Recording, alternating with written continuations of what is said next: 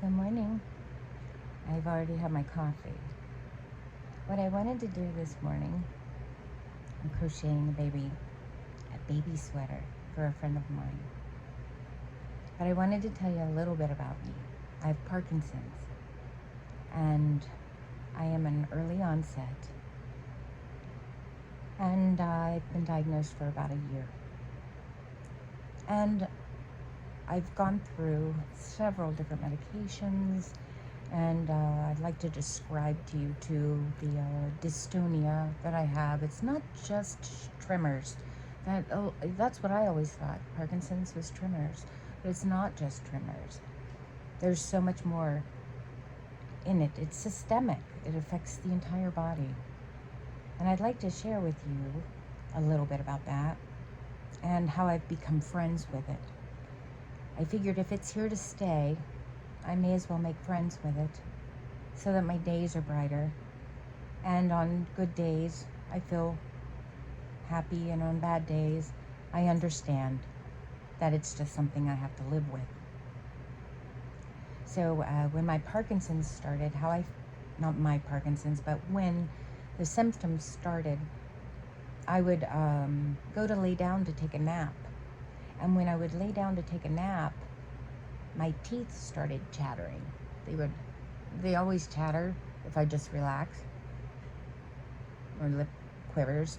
And when I would lay down, I was finding myself, I was clenching because of the chatter. I was trying to keep things quiet.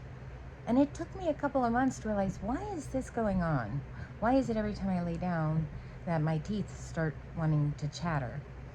And so I looked up, why do my teeth want to chatter when I go to take a nap? And it's called a resting tremor. And that's what separates Parkinson's from other movement disorders, is that usually you tremor when you rest, when you're not moving. And that was the first telltale sign that I caught that I may have Parkinson's. And then I've had dystonia in my calves and lower extremities of my feet, where I walk real stiff, especially in the morning, and I have to wear shoes all the time. It's too difficult to walk without them. So I brought the information to my neurologist, which I have a neurologist because I have a movement disorder, RLS, which we'll talk about that another time. So when I gave this information, and he ran some neurological tests and started me on a medication to see if it would help, because basically that's how you're diagnosed, is if the medicine works. There's no definitive test to say yes Parkinson's, no Parkinson's. If the medicine works, it's Parkinson's, because that's what it's treating. And another one of my symptoms is walking. And what happens is if I go to the mall and I start at one end, and my steps get smaller and shrink, and I start to shuffle because I've walked too much. And Parkinson's walk is kind of a shuffle walk. And that was happening. And the one thing that I found interesting is that all Parkinson's patients don't have tremors. About a third don't. There's so many other symptoms that can be a telltale sign of Parkinson's. So walking is definitely affected. And then, of course, tremors. And mine became in my jaws. And I get such dystonia in my jaws that I get this really sharp ear pain. And if I don't have enough of Cinemet, that's what I take. It's the Michael J. Fox medicine. The Cinemet will keep that sharp ear pain from happening. I think the dystonia affects the trigeminal nerve that runs up through the jaw and the ear along this line. And it's very, very painful. I literally have to go to the doctors to see if it's an earache or an ear infection. And if then he tells me, nope, your ears are completely healthy, no signs of infection at all, then I know, okay, it's Parkinson's, and I need to fit another Cinemed in there throughout the day so I can get this ear pain to stop from hurting. So, and I do have a quiver in my vocal at times.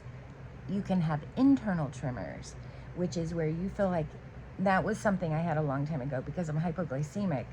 You know, when your whole body starts to shake because you're low blood sugar, I would wake up and be in a total my whole body would start this big tremor, and I thought it was hypoglycemia. Well, it's not, it's an internal tremor. So I have these internal tremors where I feel like I'm shaking from the inside out, and I feel like I can lose my balance. Now, balance is an issue. You know, you got to be careful to not fall. And I was a falling hazard there a couple summers ago. I was falling left and right, and it was because I was still trying to move at the same level that I moved when I pre-Parkinson's, and I was still trying to go at that pace. And I've learned I can't turn the same way as an average person. There are steps involved so that I don't fall. And so, I mean, everywhere I go, I take Parkinson's with me. So I decided that I was going to not be angry or hate it or feel bad, but develop a relationship so that it and I can coexist. Since we have to coexist, we may as well make the best of it. And I mean, I don't know, everybody has different symptoms, and I don't know if anybody out there, you might have some symptoms and you're not sure if maybe you have Parkinson's, or maybe you do have Parkinson's, but you have different symptoms. I'd love to hear about that, because you could be telling me a symptom that I might have and I didn't even realize it was a symptom of Parkinson's. But another big pet peeve of mine is the runny nose, rhinitis, with Parkinson's patients.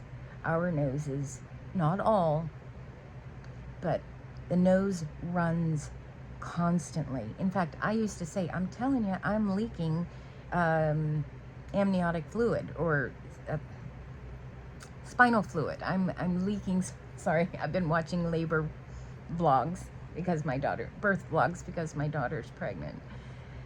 But anyway, I was leaking spinal fluid through my nose, because that's how bad this runny nose was. And it would literally, I don't need to go into detail about it, but finally I said to my neurologist, there is something out there, because I'd found it online, a Parkinson's patient having a runny nose, and this particular doctor was able to help them.